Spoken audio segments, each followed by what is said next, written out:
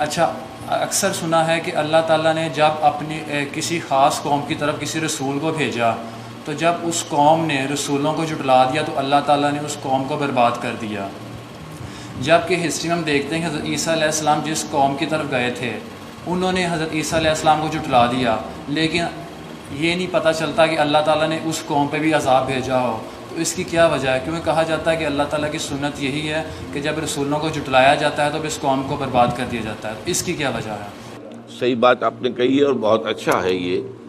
یعنی دین کے بڑی بنیادی مسائل میں سے ایک مسئلے میں آپ نے بات کی ہے۔ قانون وہی ہے جو آپ نے بیان کیا کہ جس قوم کی طرف کسی رسول کو بھیج، نبی نہیں، نبی اور رسول میں فرق ہے، اب اس پر میں اس وقت گفتگو نہیں کر سکتا، وہ ایک علیحدہ موضوع بن جائے گا، لیکن جس کسی قوم کی طرف رسول بھیجا جاتا تھا، اب تو جانے کا سوال ہی نہیں ہے، اور وہ قوم بحیثیت مجموعی ان کی دعوت کو رد کر دیتی تھی تو وہ ہلاک کر دی جاتی تھی، جیسے حضرت نوح کی قوم حضرت ہود کی، حضرت صالح کی، اور سدوم اور عمورہ کی بستیاں جہاں حضرت لوط بھیجے گئے، اور حضرت شعیب کی قوم مدین، اور پھر آل فرعون۔ یہ 6 مثالیں قرآن میں بار بار آتی ہیں۔ یہودیوں کا معاملہ جو ہے اس میں ایک استثناء ہے، لیکن استثناء جو ہے یہ استثناء کلی نہیں ہے، مستقل اور مکمل استثناء نہیں ہے، صرف یہ ہے کہ ان کے معاملے میں اس سزا کو ڈیفر کر دیا گیا ہے، ذرا ملتوی کر دیا گیا ہے۔ سزا تو ملنی ہے، لیکن یہ کہ وہ فوراً ملتی، حضرت عیسیٰ علیہ السلام کے زمانے میں ملتی یا ان کے فوراً بعد ملتی، تو یہ جو ہے اس کی بجائے جو ہے اگرچہ حضرت عیسیٰ علیہ السلام کے بعد ان پر بہت بڑا عذاب آیا اللہ کا، اور وہ عذاب یہ تھا کہ جو انہوں نے کچھ بغاوت کی رومیوں کے خلاف، تو ٹائٹس تھا، وہ تیتوس کہتے ہیں اسے عربی میں، توئے واو سین کوئی توس، لیکن ٹائٹس اسے کہتے ہیں، تو اس نے پھر حملہ کر کے بغاوت کو جب فروغ کیا ہے تو 1,33,000 یہودی تو ایک دن میں قتل کیے ہیں بیت المقدس میں، اور بیت المقدس میں جو دوبارہ انہوں نے بنایا تھا اپنا ٹیمپل، اسے وہ کہتے ہیں ٹیمپل آف سولومن، تو یہ جو دوسری مرتبہ بنایا گیا تھا اسے بھی اس نے گرا دیا، وہ گرا پڑا ہے آج تک، سن 70 اور سن 2008، اب آپ اندازہ کر لیجئے کہ کتنے برس گزر چکے ہیں، گویا کہ 1931 برس گزر چکے ہیں، اور وہ گرا پڑا ہوا ہے۔ اب ان کا ارادہ ہے اس کو دوبارہ بنانے کا، وہ تو ایک علیحدہ مسئلہ ہو جائے گا، وہ بات ہی دوسری ہو جائے گی۔ تیسرے یہ کہ انہیں نکال دیا گیا کہ تم ارض فلسطین سے دفع ہو جاؤ، نکل جاؤ یہاں سے، اور وہ پوری دنیا میں جہاں کسی کا سینگ سنگوایا وہ چلے گئے، کوئی شمالی افریقہ میں چلے گئے، کوئی ایشیا کے مختلف ممالک میں چلے گئے، اور بہت سے لوگ یورپ میں چلے گئے، اور اس کو کہتے ہیں ڈایاسپورا، انتشار کا دور، کہ ہم اپنے مرکز سے ہٹا دیے گئے اور ہمیں پوری دنیا کے اندر منتشر کر دیا گیا۔ ڈایاسپورا کا لفظ آپ اخبارات وغیرہ میں پڑھتے ہوں گے۔ یہ ڈایاسپورا جو ہے جو سن 70 سے شروع ہوا تھا، اس میں خاتمے کا آغاز ہوا ہے 1918 میں یا 1917 میں، جبکہ بالفور ڈکلریشن کے ذریعے سے انہیں یہ حق دیا گیا کہ یہ آئیں اور وہاں پر آ کر آباد ہو سکتے ہیں فلسطین میں، اور اس کے بعد آپ کو معلوم ہے کہ پھر 1948 میں فلسطین کی ریاست قائم ہو گئی۔ تو یہ چیزیں جو ہیں یہ تو ہے ایک ایکسیپشن جو میں نے آپ کے سامنے رکھا ہے۔ باقی یہ ہے کہ یہ حضرت عمر رضی اللہ تعالیٰ عنہ نے جب عیسائیوں نے ہینڈ اوور کیا ہے قبضہ بیت المقدس کا حضرت عمر کو رضی اللہ تعالیٰ عنہ، تو جو معاہدہ لکھا گیا، جو ڈاکومنٹ تھا، وثیقہ تھا اس ہینڈ اوور کا، تو اس میں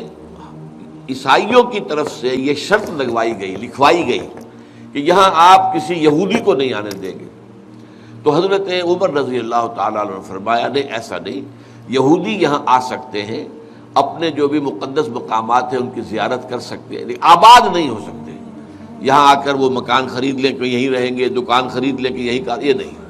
آئیں ایز وزٹرز یا پلگرمز کے طور پر آئیں، چلے جائیں۔ تو یہ معاہدہ تھا جو چلتا رہا ہے، اور سلطان عبد الحمید خان کو بہت بڑی رشوت یہودیوں نے پیش کی تھی، کیونکہ ان کے ذمے بہت قرض ہو گیا تھا، تو ان کا تو ہم تمہارا سارا قرض اتار دیتے ہیں، تم ہمیں آباد ہونے کی اجازت دے دو فلسطین میں، چونکہ وہ سلطنت عثمانیہ تھی اس وقت، اور فلسطین بھی اور حجاز بھی وہ تو عثمانیوں کے تحت تھا، خلافت عثمانیہ کے، لیکن انہوں نے انکار کر دیا کہ جو بات حضرت عمر نے طے کی تھی میں اس سے ہٹ نہیں سکتا۔ اب معاملہ کیا ہونا ہے اصل میں، یہ ہے مستقبل کی بات۔ اس کی خبر دے دی گئی تھی کہ حضرت عیسیٰ چونکہ فوت نہیں ہوئے، وہ زندہ اٹھا لیے گئے تھے، وہ سولی نہیں دیے گئے، سولی نہیں چڑھے، اور انہیں دوبارہ آنا ہے۔ اب جب دوبارہ وہ آئیں گے تو ان کے ہاتھوں اور ان کے ذریعے سے یہودیوں کا قتل عام ہوگا۔ فائنل جو ججمنٹ ہے سزا کا، وہ ایگزیکیوشن اب اس کی اب ہوگی، اور وہ زمانہ اب زیادہ دور نہیں ہے۔ یہ جو تیسری جنگ عظیم کی بات کی جا رہی ہے اور آرمگیڈون کی بات ہوتی ہے، حدیث میں الملحمۃ العظمیٰ جسے کہا گیا ہے، اس کے لیے سٹیج پوری تیار ہو چکی ہے مڈل ایسٹ کے اندر۔ کسی وقت جو ہے بارود کے ذخیرے میں ایک چنگاری سے، آپ کو معلوم ہے کہ بارود کا بڑے سے بڑا جو ہے وہ ذخیرہ بھگ سے اڑ جاتا ہے، ایسے ہی یہ امن وہاں کا جو ہے وہ بالکل معلوم ہوتا ہے کہ بارود کے ذخیرے کی طرح ہے۔ اب جو معاملہ امریکہ کا ہے وہ ایران پر حملہ کرنا چاہتا ہے، شام کو ختم کرنا چاہتا ہے، ادھر سے اسرائیل فیصلہ کیے بیٹھا ہے کہ وہ ایران پر حملہ کرے گا، تو اس سے جو ہے آثار سامنے آ رہے ہیں۔ لیکن اس کے بعد پھر وہ معاملہ ہوگا کہ حضرت عیسیٰ علیہ السلام آسمان سے نازل ہوں گے، اور پھر وہ یہودیوں کو اور ان کا جو لیڈر دجال ہوگا، المسیح الدجال، وہ جھوٹا مسیح جو دعویٰ کرے گا کہ میں مسیح ہوں، اس کو وہ قتل کریں گے، اور پھر تمام یہودی قتل کر دیے جائیں گے۔ ہمارے ہاں تو یہی ہے کہ تمام یہودی قتل ہو جائیں گے، لیکن امریکہ میں ایک جو فرقہ پروٹیسٹنٹ ہے، ایونجلسٹ، ان کے اندر ان کا ایک رسالہ نکلتا ہے ٹرمپٹ، فلاڈلفیا ٹرمپٹ۔ اس کے ایڈیٹر کا مضمون میں نے پڑھا تھا کہ 80% یہودی ختم ہو جائیں گے۔ اچھا 20% کون ہوں گے؟ میرے گمان میں یہ وہ ہو سکتے ہیں جو اس وقت حضرت عیسیٰ پر ایمان لے آئے۔